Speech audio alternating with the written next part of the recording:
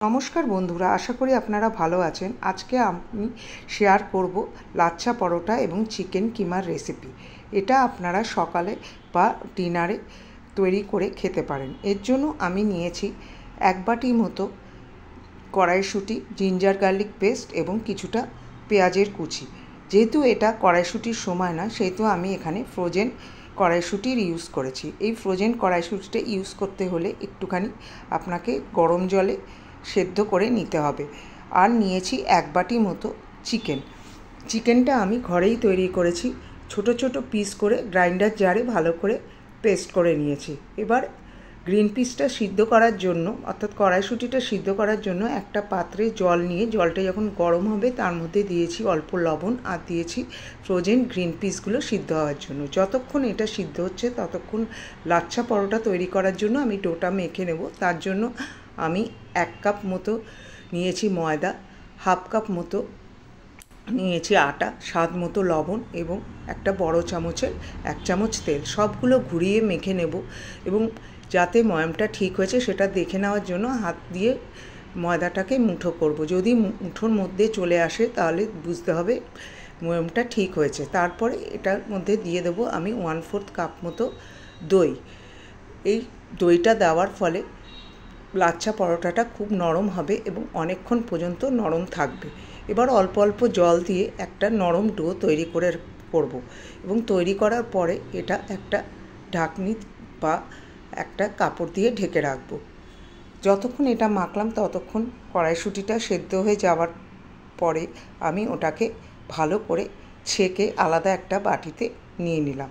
এতে জলটা আলাদা হয়ে গেল। এবার একটা কড়াইর মধ্যে নিয়ে নিলাম আমি কিছুটা তেল। তার মধ্যে দিয়ে দিলাম লবঙ্গ, দারচিনি এবং এলাচ। এই তেলের বদলে আপনারা ঘিয়ের ব্যবহারও করতে পারেন। এখানে আমি পরে ঘি ইউজ করেছি। তার মধ্যে দিয়ে দিলাম কুচিয়ে রাখা পেঁয়াজগুলো একটু ট্রান্সপারেন্ট হলে তার মধ্যে দিয়ে দিলাম আমি জিঞ্জার গার্লিক পেস্ট। এবার জিঞ্জার গার্লিক পেস্টটা ততক্ষণ নাড়লাম যতক্ষণ এর কাঁচা গন্ধ চলে না যায়। এইভাবে পেঁয়াজ আর রসুন আদার পেস্টটা নরম হয়ে গেলে তার মধ্যে দিয়ে দেবো আমি কিছুটা টমেটো আর পেঁয়াজগুলো যাতে তাড়াতাড়ি নরম হয় তার জন্য আমি দিয়ে দিলাম স্বাদ মতো লবণ। এবার রঙটা যখন চেঞ্জ হয়ে যাবে তখন এর মধ্যে দিয়ে দিলাম কিছু মশলা। তার মধ্যে রয়েছে হলুদ গুঁড়ো, কাশ্মীরি লাল মির্চির গুঁড়ো এবং এমনি লাল মির্চের গুঁড়ো, দিয়ে দিলাম জিরা গুঁড়ো এবং ধনিয়ার গুঁড়োটা জিরার থেকে একটু বেশি হবে। তারপরে দিয়ে দিলাম সামান্য জলটা যখন শুকিয়ে আসবে তখন এর মধ্যে দিয়ে দিতে হবে ওই চিকেনটা, যে কিমাটা আমি তৈরি করে রেখেছিলাম। যেহেতু এটা কাঁচা চিকেন, যেহেতু ওর মধ্যে দিয়ে দিতে হবে সামান্য একটু জল সেদ্ধ হওয়ার জন্য। এবার তার মধ্যে দিয়ে দিলাম গরম মশলার গুঁড়ো এবং চাট মশলার গুঁড়ো।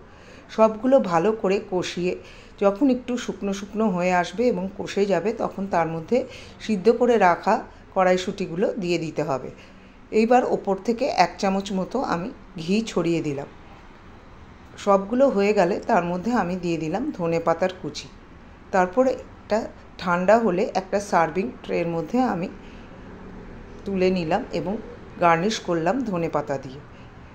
এতক্ষণে এই ডোটা ভালোই নরম হয়ে গেছে। এটাকে ভালো করে হাত দিয়ে ডলে ছোট ছোট লাচিতে কেটে নিলাম।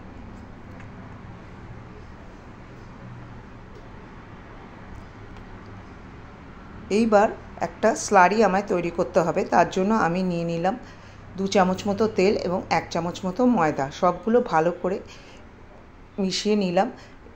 এই তেলের বদলে আপনার ঘিয়েরও ইউজ করতে পারেন। তারপরে একটা একটা করে লাচি নিয়ে ভালো করে বেলে নিলাম। এবার যেই স্লারিটা তৈরি করেছিলাম সেটা চামচের সাহায্যে ভালো করে ছড়িয়ে দিলাম আর ওপর দিয়ে আটা দিয়ে দিলাম। এবার একটা পিৎজা কাটার দিয়ে এটা আমি ভালো করে কেটে নিলাম লম্বা লম্বা করে। আর খেয়াল রাখতে হবে দুটো সাইড যেন না কাটে। তারপরে আমি যেরমভাবে ভাঁজ করছি ঠিক সেরমভাবে ভাঁজ করে নেবেন। এই ভাঁজটা করার পরে একটু ভালো করে টেনে লম্বা করে নিতে হবে, যেমন করে আমি করছি। এবার আস্তে করে ঘুরিয়ে এন্ডটা পেছনে এইভাবে ঢুকিয়ে দিতে হবে। তারপরে হাত দিয়ে এদিক ওদিক করে একটু চেপে দিতে হবে। তারপরে উপর দিয়ে একটু আটার গুঁড়ো ছড়িয়ে হালকা হাতে বেলে নিতে হবে। বেশি চাপ দিয়ে বেলালে হবে না, কারণ তাতে লাচ্ছাগুলো একদম জুড়ে যাবে।